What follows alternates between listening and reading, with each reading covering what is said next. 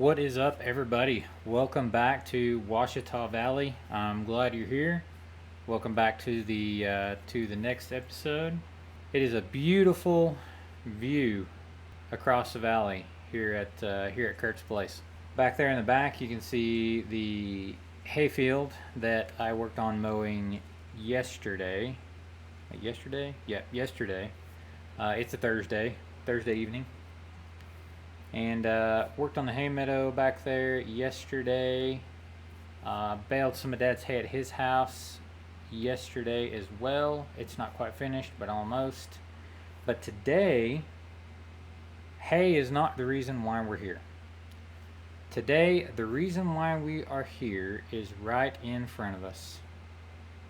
That is an oat field, and it just so happens that we are standing on top of a combine.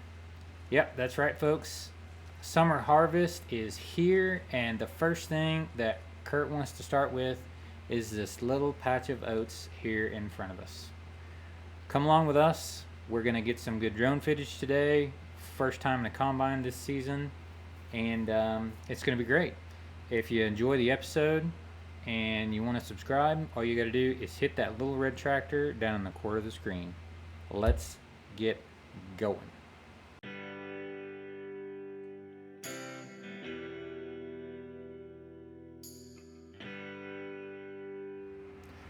All right, let's get this party started.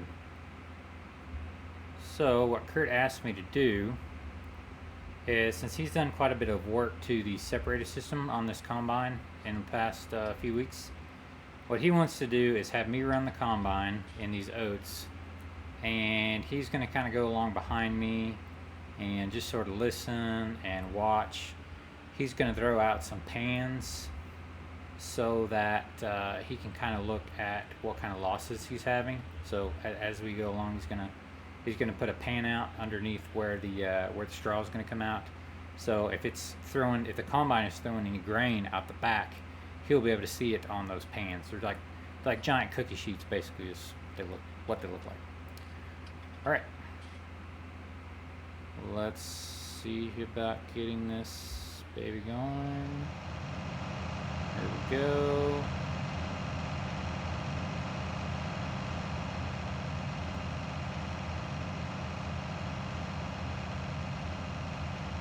All right.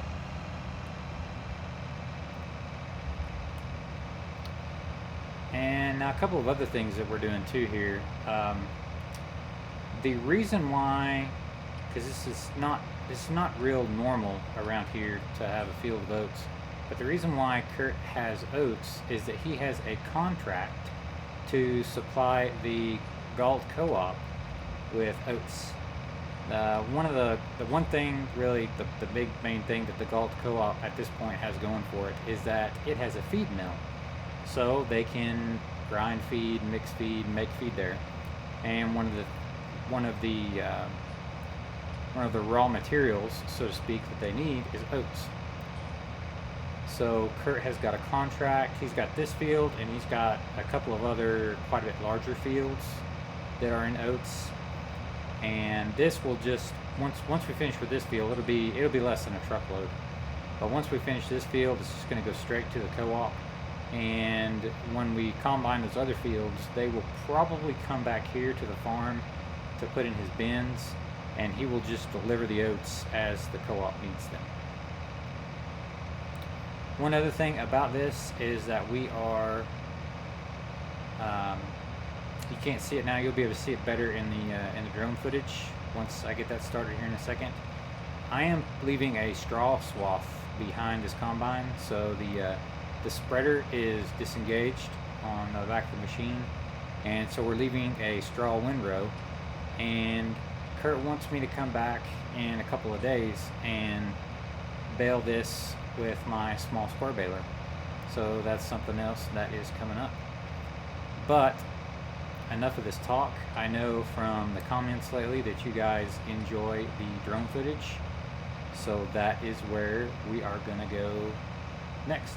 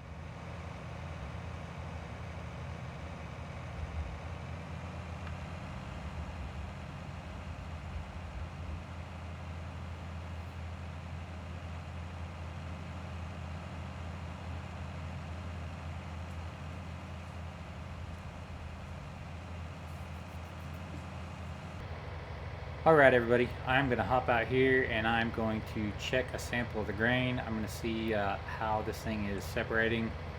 Kurt's going to climb up. We're going to take a look at how clean the sample is, and we're also going to test the moisture. So I'll get back with you guys in just a few. Alright guys, and we're back. Everything looked good. The pans that Curtis threw, they looked good.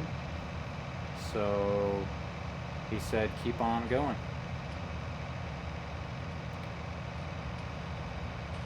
He heard a little bit of a funny knocking sound, so we checked that out as well. There was a side shield that was a little bit loose, so we tightened that back up and turned the separator back on, and everything sounded good. So he's pretty happy with the work that he done on it so far anyways.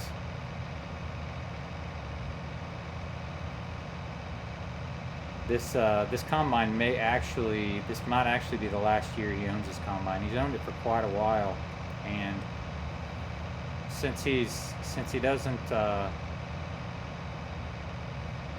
have as much help around full time, he's looking at going to a little bit larger machine, something more like 35 foot, something with a little higher capacity, a little larger grain tank. That way he can do more acres and get more done in a day by himself.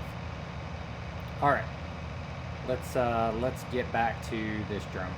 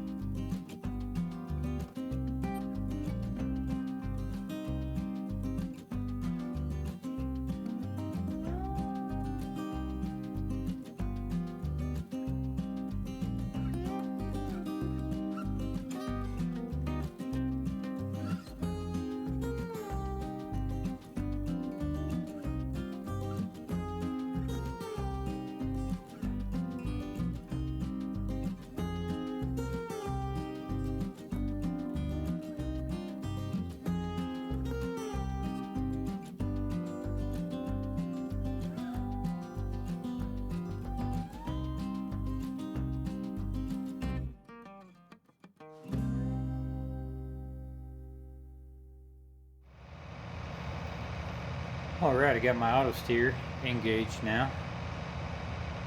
These oats are really yielding pretty well. I mean, I'm surprised by how well they're doing, seeing as it's been so dry the last several weeks. Nice thing about this land that's down here in the bottom of this river bottom is that it's pretty well sub-irrigated.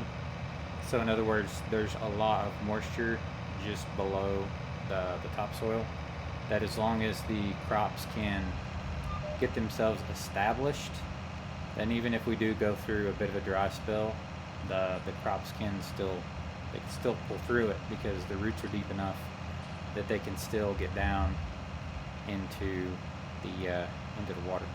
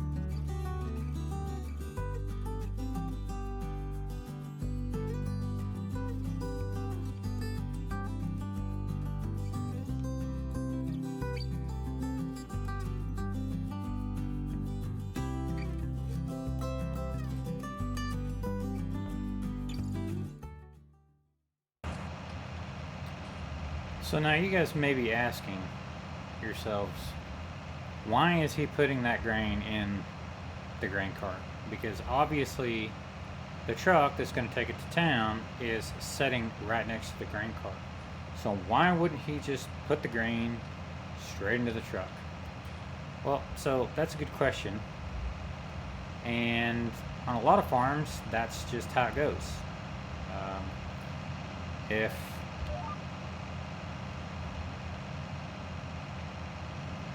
If your grain truck is closer than your grain cart, we just offload straight from the combine onto the truck. But the reason why Kurt doesn't typically do that is because his grain cart has a set of scales on it, and they're actually very accurate scales. So he likes to run all of his grain through the grain cart and into the truck. That way he can weigh it out. Because, for instance, when we go to cut the other fields of oats, the ones I was telling you earlier that will go to the bins here on the farm, if he wanted to know a good accurate weight as to how much grain he's putting in his bins, if he didn't have the scales on his grain cart, well, he would have to take every load all the way to town to the co-op to get weighed before he came to the farm with it. Well, since he's got the scales on his grain cart, he can just offload it from the combine to the grain cart and then go straight back to the farm with it. He can skip the step in the middle. And the software that goes along with the scales in the tractor actually runs on a tablet, and you have the ability to specify where the load is going, what truck carried it, what type it is, what type of grain it is. So the software that goes along with the scales on the grain cart really aid Kurt a great deal in his record keeping. So that's why he likes to run everything through the grain cart.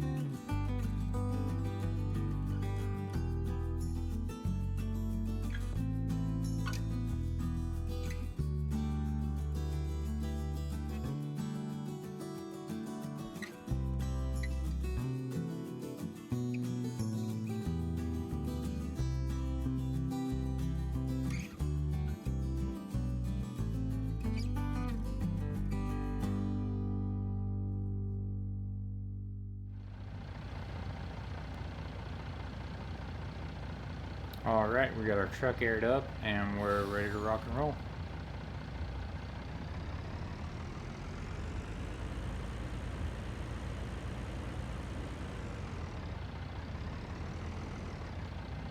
Now, I don't think that we've ever been to the Galt Co-op. I don't believe I've been there yet with you guys. And as I was saying before, the Galt Co-op, it's not a bad co-op, don't get me wrong. They just don't have a great reputation. There have been some problems. I don't know if you guys remember back when I helped Kurt plant these soybeans that were driving by right here to the right. I made the comment to you guys, I think at one point, that the reason why we were having to cultivate in front of the planter is because the weeds got sprayed, but whatever they did something wrong when they sprayed it, and it didn't kill the weeds. Well, so the company that did the spraying for Kurt when we sprayed those weeds was the Galt Co-op. And since then they've had, some management changes, personnel changes. There was a lot of little stuff like that just have really kind of given this co-op a bad name in the area. And it's a shame, because as you're going to see, it's a nice co-op. I mean, the facility's nice. They have some nice storage there. They've got good equipment. Most of the time it's run down and broke in and looks like the devil, because still they have some guys there that don't really take pride in what they have. Like at the Laredo Co-op, we have nice equipment, and the board members approve nice equipment for us to have, because they know that we take care of it. Well, over here, the board, when they built some new facilities and expanded and spent a lot of capital, well, the board members approved to buy some pretty nice stuff, but anymore it's always just kind of run down and dirty and doesn't look so great. But here it is, and the livestock, the sales barn, the sale barn here is to the right. So you got Galt Co-op here to the left, and the feed mill is in that big tall portion, and the sale barn for the livestock is right here on the right.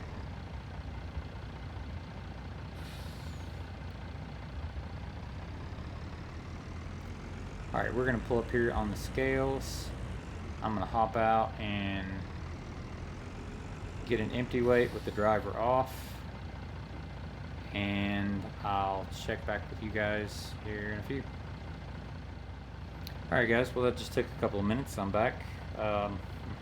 Just so happened that Gus Prost is here, and he was in the back really lining the guys, really kind of lining them out. I don't know what they did wrong, but he was kind of reading them the right act. But I tell you, sometimes these guys around here, they deserve it. I mean, just for instance, look here in the front. I mean, this is their co-op truck, their co-op pickup. It's a nice pickup, when it was new, but the thing's dirty all the time. It's beat up, it's dented, these Peterbilts they have, they're two matching Peterbilts, nice trucks, but they're just dirty and just nasty all the time. Their spray trailers just looks terrible. And like I said, it's really kind of a shame, because this could be a really nice, a really good co-op. Well, I'm going to pull in here and dump this grain. Thanks for following along today on this episode. Appreciate you guys following me as I go through this journey that we call life. So guys, if you like the episode, please subscribe if you're into that. Like the video, give me a thumbs up. If you're a subscriber and you want to know when the next video is coming out, punch the bell so you get a notification. And comments, guys. I love the comments.